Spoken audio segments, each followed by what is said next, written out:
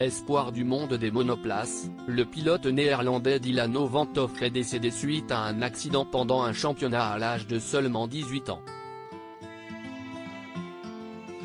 Nouveau drame dans le monde des monoplaces. Ce samedi 1er juillet, Dylan van 't Hoff est décédé à l'âge de 18 ans.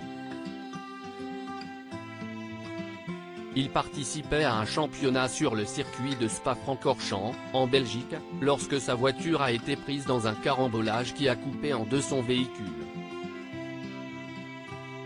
Le drame, filmé par les téléspectateurs sur place, s'est déroulé lors du second tour de la course 2 du championnat de l'épreuve Formule Régionale by Alpine, ou FRECA, alors que la pluie s'était invitée à l'événement.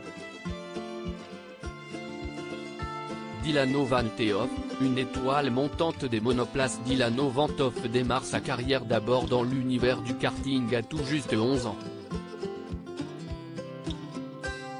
Il termine 3e de l'IAM Euroseries et de la finale internationale en 2018. Il se fait un nom dans le monde des monoplaces lors du championnat des Émirats Arabes Unis de Formule 4 en 2021, notamment en réussissant à atteindre la seconde marche du podium malgré un calage sur la ligne de départ. Il parviendra à s'imposer les deux courses suivantes. Quelques semaines plus tard, il remporte la victoire à Dubaï.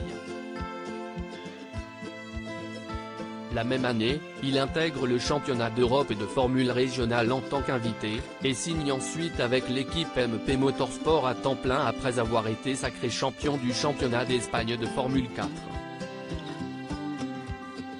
Véritable espoir des pilotes de monoplace, Dylan van 't Hoff avait une carrière toute tracée avant le drame. Un pilote français décédé sur le même circuit en 2019. Son équipe lui a rendu un hommage une heure après son décès, se disant profondément touché par cette perte de l'un de nos talents les plus marquants. Il a apporté tellement d'énergie à notre équipe durant ces années où il a piloté avec nous. Dylan faisait partie de la famille des courses automobiles depuis ses débuts, ont-ils partagé. Le compte officiel de la Formule 1 a quant à lui partagé un message de son actuel président, Stefano Domenicali, qui a voulu souligner un pilote mort en poursuivant son rêve. Sur ce même circuit était décédé le pilote de Formule 2 français Antoine Hubert à l'âge de 22 ans le 31 août 2019. Des travaux avaient été engagés pour plus de 80 millions d'euros.